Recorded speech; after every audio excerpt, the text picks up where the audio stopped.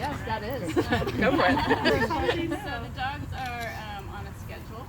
Oh. And so they're on a relieving schedule, so the person kind of knows and can predict when they normally would need to go. And they're trained not to put in their harness. And so that is actually one of the reasons a dog might not make it to the training is that they can't hold it for a normal amount of time. They might not be able to do it.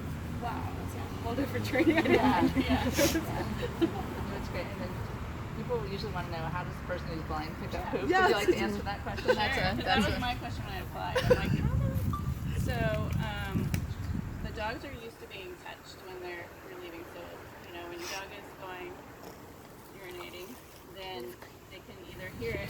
A male dog they might be able to hear it. A female, they might not. But their dog's still, they're supposed to trail the leash and then just feel their back. So if they're urinating, they might be slanted where they can hear it.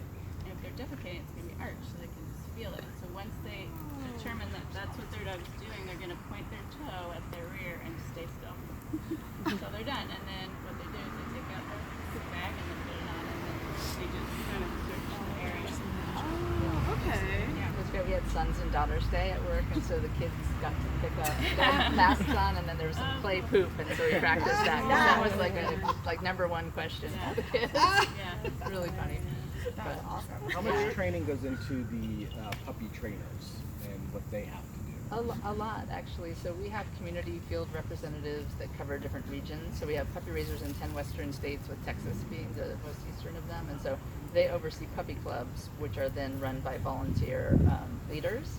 And then there's the club beneath. But there are sort of standard training techniques that we are teaching to the leaders and to the CFRs, so that all the dogs are getting kind of the same foundation. And then most clubs meet maybe twice a month, and once it's kind of like a fun outing, like let's take, Bart, or let's go, take a ferry, or go to the movies, or something like that. And then the other time is more like a training situation.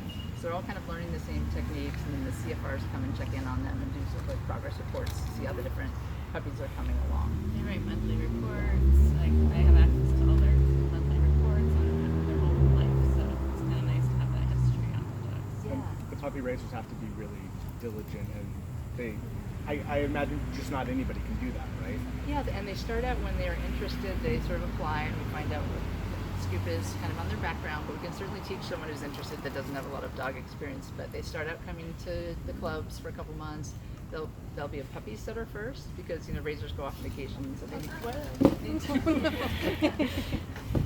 need to have someone watch the dog, and then if they're doing well with that, eventually then they'll be able to hopefully raise or co-raise a puppy. A lot of people do that because they have very busy lives, so it's almost like a divorce agreement, Monday to Thursday you're with Fran, and Friday through Sunday you're with Joan.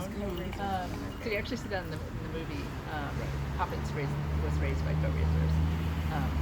Yeah, it's good though. I think people love it. We were just joking, it's kind of like a potato chip. You can't take just one. So we have one woman who's raised 51 puppies. She started as a child, and now she's in her 70s, I think. And then other people, it's very common for people to raise multiple dogs, which is great. They get kind of hooked on it, and they get hooked on kind of, I think, also not only the mission, but this kind of the social environment the clubs provide. So. Is there internationally are you guys associated with any other types of organizations similar to yours? We're part of the International Guide Dog Federation, which is, I think, about 150 schools. Is that right? They're all over the world, and some are tiny that might put out 2 teams a year, and then I think Guide Dogs for the Blind UK maybe puts out like 800. So, and it runs the gamut in between.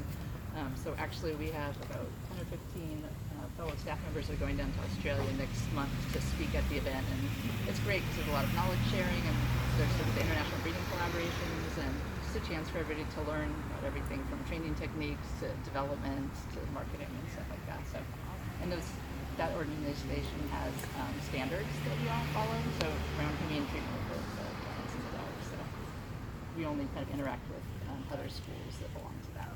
Yeah. In the film, we saw some like airport training and getting on and off aircraft. Is there or is there a lot of red tape involved in being security cleared for that? Yeah, I can imagine so. Yeah. Well, we have a very nice partnership with Alaska Airlines, so that really helps. And they're very much about providing safe and comfortable travel for all.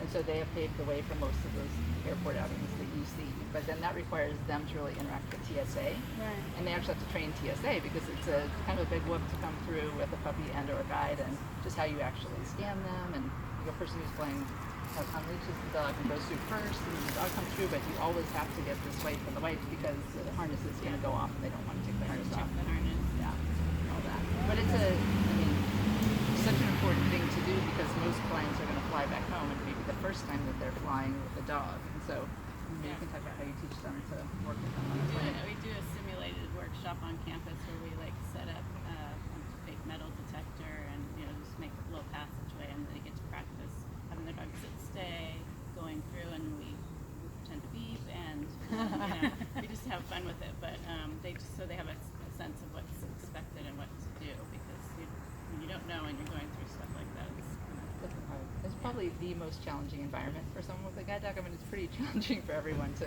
navigate an airport, but that really helps. My luggage got secondary screen because I had kibble in it, and they had to check the kibble that I was hiding something in there. Wow. And it's very